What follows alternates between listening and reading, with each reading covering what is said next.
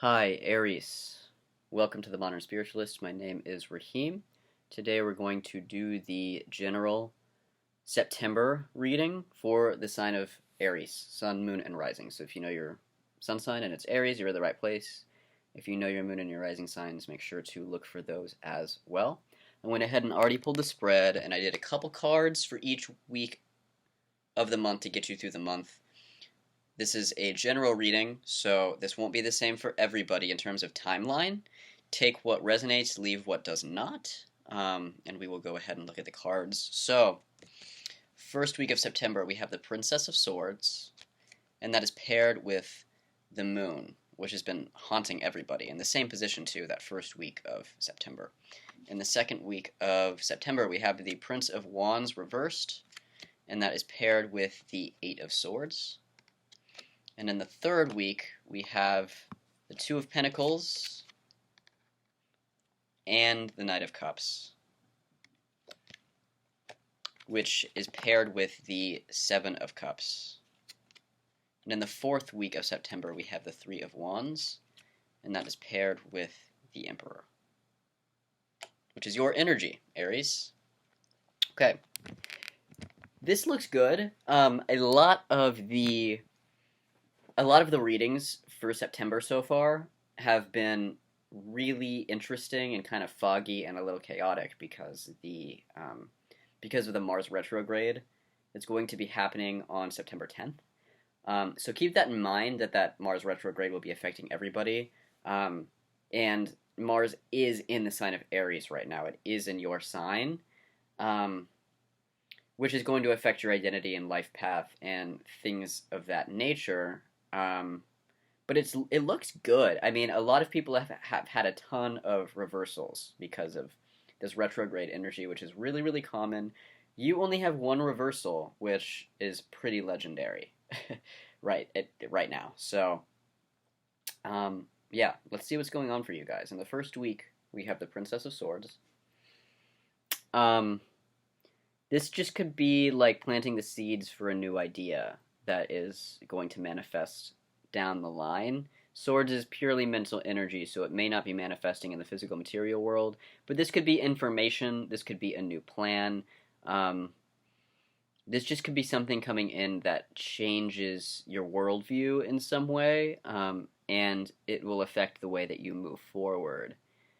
I get the sense that it's coming from you. Sometimes it's like an energetic download or like information from somebody else. I get the sense that you get an idea in the first week of September.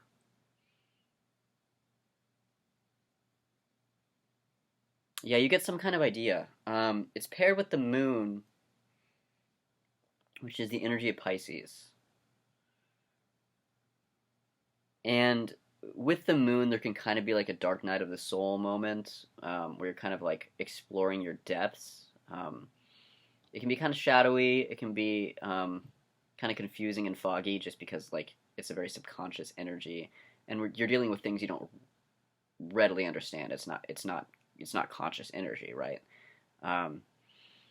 So I get the sense that you may kind of be diving into your psyche a little bit, which makes sense with the planetary things going on for you. But I also feel a lot of power. I feel a lot of intent. I feel like you know what you're doing, and that's where this Princess of Swords energy kind of lands. It's like you go in and you do some excavation, right, within your own psyche, and then you pull. It's like pulling the sword out of the stone, literally, which you can see this figure here. Yeah, it's like this pulling the sword out of the stone moment where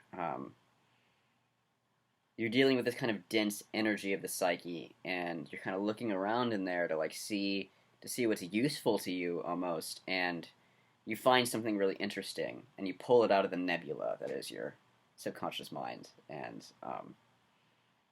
you start to cultivate it. So maybe you discover something interesting about yourself, something insightful, something that increases your self-awareness, increases your sense of like what your destiny really is and what you're here to do, which is pretty rad. In the second week of September, we have the Prince of Wands reversed. This is a Leo energy. I get the sense that you have this idea for how you want to move forward, what you want to do, and in the second week of September, you're kind of getting like the not yet It's like a yellow light. I wouldn't say it's quite a red light, but you're getting a not yet. And maybe things kind of come to a stop for you. Maybe you try to take some action here and you're just coming up short. You're getting a lot of roadblocks. You're just not getting the green light. But it's paired with the Eight of Swords. So I get the sense that you have the power within you to move forward with whatever this is. But there's something in you that is keeping you from moving forward. If you see the figure here, she's tied up, she's surrounded by swords, and she's blindfolded, but if you can see here, she's not actually trapped by the swords. There's like an opening. She can just walk forward if she chooses, but she can't because she's blindfolded and she's tied up, so she doesn't realize that she's able to move forward, that she can just escape the sword. She can take off the blindfold, remove the bindings, you know.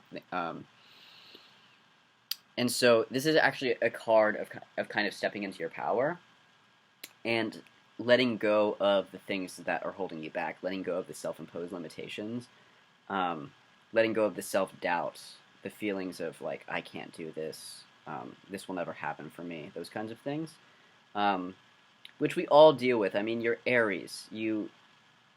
Nobody has to tell you to move forward. You know what I mean? You're always doing something. You're always moving forward. You're always initiating something new. And so, I mean, this is not an impossible feat for you. I think maybe it can be hard for Aries to realize, like, oh, I have self-imposed limitations too, you know? But we all do. And you, of all signs, have the ability to just let go of the blindfold, let go of the bindings, and move forward, right? So this is what you'll be dealing with in the second week of September. Asking yourself what these self-imposed limitations are and how you can release yourself from them so that you can eventually move forward. In the third week of September, we have the Two of Pentacles. Okay.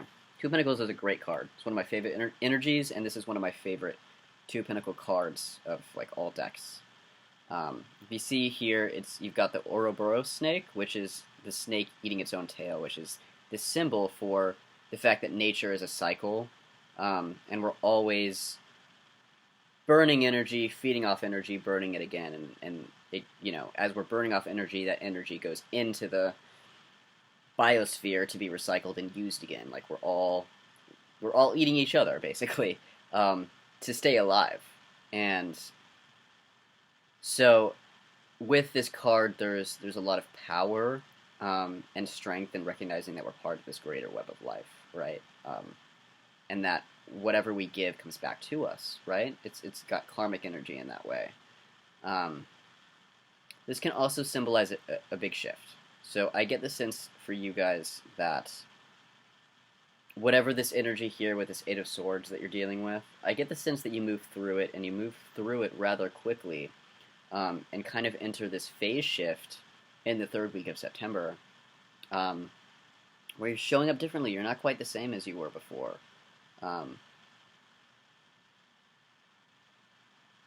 Yeah, you're moving into something new. Moving into something new. It's paired with the Knight of Cups, which means something may come in for you. You may get the offer that you were wanting, that you felt like you were hitting a roadblock with. You may get the go-ahead, you may get the green light, and you may move forward. With the Knight of Cups, it's something good. It's something very heart-based, very divinely inspired. If it comes from somebody else, it could be like an offering of love, but it could also be, like an offering from like a business partner that has a lot of integrity and sees the vision that you have and wants to work with you in a really clearly defined and vulnerable way. Yeah, this is finding that flow again, that releasing that stagnation that you were feeling initially, finding that flow again, and really moving on. It's paired with the Seven of Cups, which means you're really thinking about how you want the rest of the year to go, maybe the rest of your life to go. If you see here, this figure is looking at all these different cups, and each cup has something different in it. It's kind of like you're looking at the opportunities available to you, And you're running that by your Knight of Cups, your inner Knight of Cups, right? Which is somebody that is divinely inspired, very connected to the heart, and wants to move towards their own destiny, the things that they have meaning, the things that they find meaning in, the impact they want to make on the world, right? That's the Knight of Cups energy. And so you may just be tapping into that energy here with this Six of Cups to be like, I know that I'm kind of in a transitionary phase here, and so how do I want to direct my energy moving forward? What do you want to go after? What do you want to chase after? What's the next big thing for you, Aries? That's what you're asking yourself. And in the 4th week of September, we have the Three of Wands, which is you waiting for your ships to come in. The Three of Wands is all about having already initiated something, right? And then kind of being in the waiting period where you know that something's coming in for you. You could see it on the horizon. It may not quite be here yet, but you already set it in motion, right? So I think that happens for you in the 3rd week. You set something in motion with that Knight of Cups. And you can already see the ways in which Two of Pentacles, the ways in which that this is already coming back to you. You put some energy out, you're getting something back. And it's paired with the Emperor, which is your energy, Aries. This is like, I feel like you're just, at the end of the month, you're sitting on your throne, you're waiting for your ships to come in, and you're really in your power. You've decided where you want to go, you see the vision, other people, potentially, Knight of Cups, whoever this partner is, if it's a partner, it could also just be you, but if it's a partner, it's like you see the vision, and you've already got people behind you who will help you carry out this vision, people you can trust. Yeah, you're ready for something new. You're ready for something new, and you're ready to get at it. Like, there's not even much of a waiting period other than clearing some old debris out at the beginning of the month, but I get the sense that you get an idea, you let go of whatever is preventing you from manifesting that idea. As soon as you do that, the universe responds and things start coming in for you, things start moving forward, you clarify your vision, you start this next chapter by initiating, Knight of Cups, initiating something. You're waiting for the results of that initiation, and you're sitting on your throne. That's kind of how I see this playing out for you guys in September. Keep in mind that things take time, right? You may not see all the results you want right away, but stay consistent, continue to believe in yourself, continue to tap into this Emperor energy. This is the energy of Aries. You're sitting on your throne, you're the visionary, right? And things are going to happen for you. I feel a lot of confidence coming from you.